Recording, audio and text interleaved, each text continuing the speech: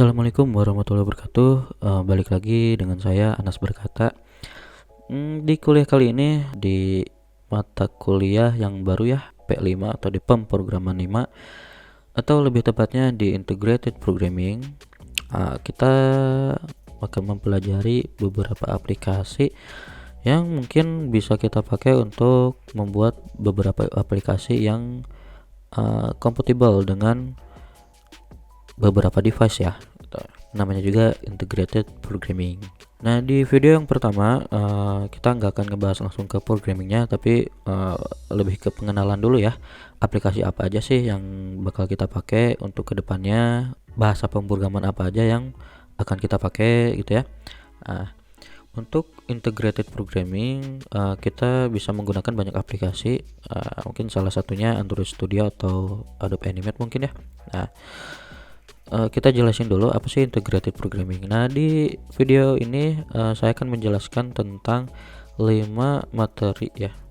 5 materi awal. Yang pertama saya akan menjelaskan tentang integrated programming itu seperti apa.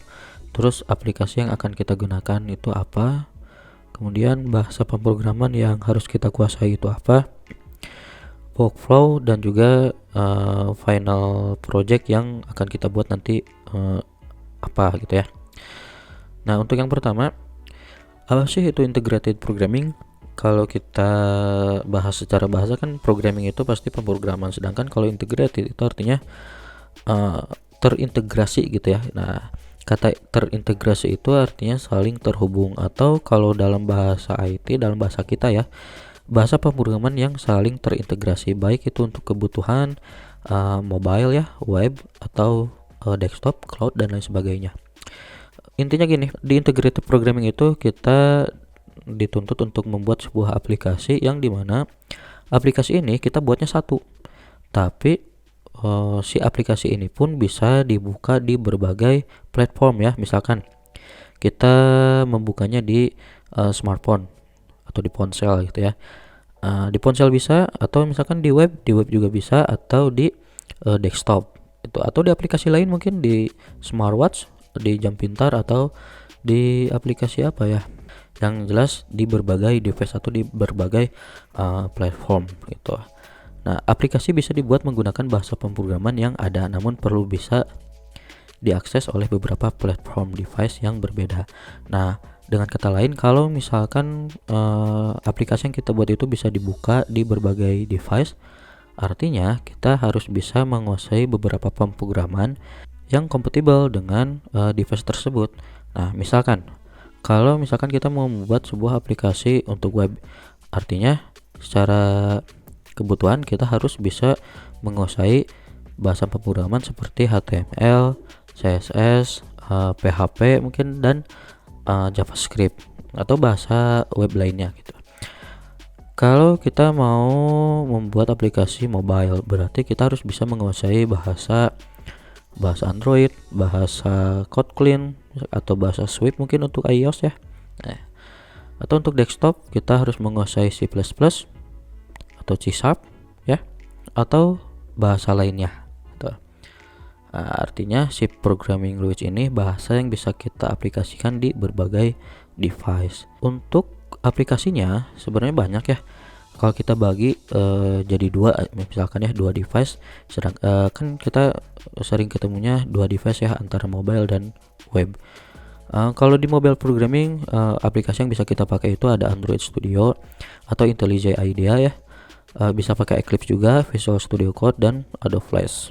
Nah, kalau untuk web programming, kita bisa menggunakan Visual Studio Code, Notepad++, Adobe Dreamweaver, Sublime, Atom, atau aplikasi lainnya juga. Atau kita bisa menggunakan aplikasi lainnya yang si aplikasi ini di dalamnya terdapat pemrograman yang bisa kita gunakan untuk menghubungkan antara mobile programming atau web programming. Misalkan salah satunya adalah Adobe Flash atau Adobe Animate CC, mau versi berapapun ya. Kenapa Adobe Flash atau Adobe Animate CC? Karena di Adobe Animate itu ada bahasa pemrograman namanya ActionScript. Nah, biasanya ActionScript itu digunakan untuk bahasa game ya, atau aplikasi game itu biasanya menggunakan ActionScript gitu. Kayak misalkan aplikasi di di PlayStation mungkin ya, atau di game zaman dulu tuh ya, itu biasanya menggunakan ActionScript. Nah, ActionScript juga untuk zaman sekarang masih bisa dipakai untuk menghubungkan ke web juga gitu ya, dan ActionScript juga bisa dipakai untuk animasi. Tuh. Nah, jadi kita sepakat untuk kuliah online sekarang kita menggunakan aplikasinya Adobe Flash atau Adobe Animate CC. Nah, mungkin untuk video berikutnya setelah pembahasan Adobe Animate CC udah beres, mungkin saya juga ada lanjutannya untuk menjelaskan membuat aplikasi menggunakan Android Studio atau menggunakan aplikasi lain mungkin ya, atau dengan pemrograman yang lain. Karena kita menggunakan Adobe Flash atau Adobe Animate CC, secara otomatis kita harus mempelajari bahasa pemrograman yaitu ActionScript. ActionScript itu sebenarnya dibagi dua, ada ActionScript 2 dan ActionScript 3. Nah, dikhususkan untuk kuliah online sekarang karena kita dituntut untuk bisa membuat aplikasi yang multi platform, artinya kita harus menguasai pemrograman ActionScript 3. Kenapa ActionScript 3? Karena ActionScript 3 itu bisa kita gunakan untuk membuat aplikasi baik itu untuk desktop, untuk web atau untuk mobile ya. Nah, kenapa enggak ActionScript 2? Biasanya kalau ActionScript 2 itu compatible untuk membuat aplikasi web dan desktop aja ya gitu. Sedangkan kalau untuk mobile itu kurang support untuk ActionScript 2. Nah, makanya kita di sini sekarang menggunakan ActionScript 3. Nah, untuk contoh programnya bisa kita lihat di bawah. Di sini ada contoh. Contohnya itu ada penulisan skripnya object add event listener, mouse event dot click, nama fungsinya apa, function, nama fungsinya apa, event mouse event void, dan di dalamnya itu ada action. Nah, kalau kita lihat strukturnya ini sama aja kayak penulisan fungsi di Java ya, di Java. Nah, oleh karena itu sebelum mempelajari ActionScript 3 disarankan kalian harus bisa menguasai beberapa bahasa pemrograman ya untuk mendukung kuliah ini. Misalkan kalian harus sudah menguasai HTML, CSS, bisa menguasai PHP, JavaScript ya untuk pemrograman webnya. Nah, untuk pemrograman Androidnya kalian harus bisa menggunakan bahasa Java. Nah, nggak terlalu banyak sih, sedikit aja karena kita hanya mengandalkan button dan fungsi aja ya kalau untuk di Adobe Animate.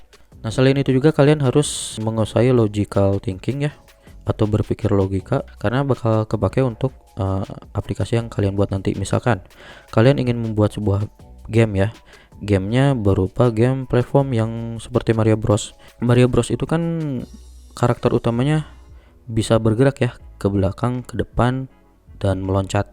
Nah, semuanya itu diatur menggunakan keyboard atau menggunakan stick game ya kalau di PS, atau menggunakan device-nya apa gitu sebagai konsolnya gitu. Kalau di keyboard misalkan untuk maju kita menggunakan tombol D, untuk mundur menggunakan tombol A, sedangkan untuk loncat itu menggunakan spasi. Biasanya kalau di komputer seperti itu. Nah, nanti di logical thinking ini kita harus berpikir bagaimana caranya karakternya ini bisa berjalan menggunakan tombol D, melompat menggunakan spasi, atau mundur menggunakan A, atau bahkan bisa menembak menggunakan shift atau menggunakan tombol lain misalkan. Nah, nanti di logical thinkingnya juga kalian belajar tentang bagaimana caranya, misalkan kalian membuat game juga seperti Mario Bros, di mana si Mario Bros ini menembakkan senjata dan senjatanya itu terkena musuhnya itu langsung mati dan skor menambah gitu ya. Nah, itu menggunakan logical thinking. Logical thinking ini nanti bakal kita pakai menggunakan if else ya, pengkondisian, pengulangan, dan sebagainya gitu. Nah, untuk contoh programnya nanti kita jelaskan di video berikutnya aja ya, sambil kita praktekkan di aplikasinya. Nah, untuk workflow-nya selama perkuliahan kita ada 4 pertemuan. Di alur kerja, di setiap pertemuannya itu ada tugas. Nah, untuk tugas yang pertama itu ada menentukan tema project P5. Nanti kalian harus menentukan tema aplikasinya. Kalian ingin membuat aplikasi apa sih gitu ya, atau membuat game apa. Di pertemuan 2 kalian harus bisa membuat sebuah sketsa aplikasinya seperti apa.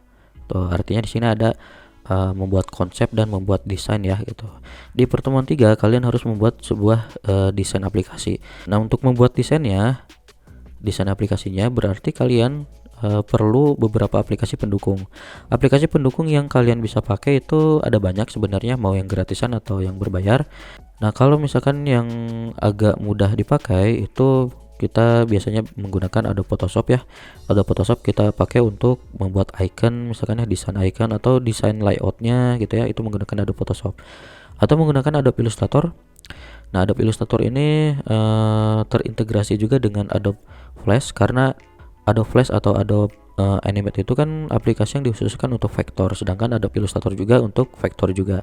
Jadi nanti gampang, kita tinggal copy paste aja si asetnya gitu, nggak perlu convert ke PNG atau sejenisnya gitu ya.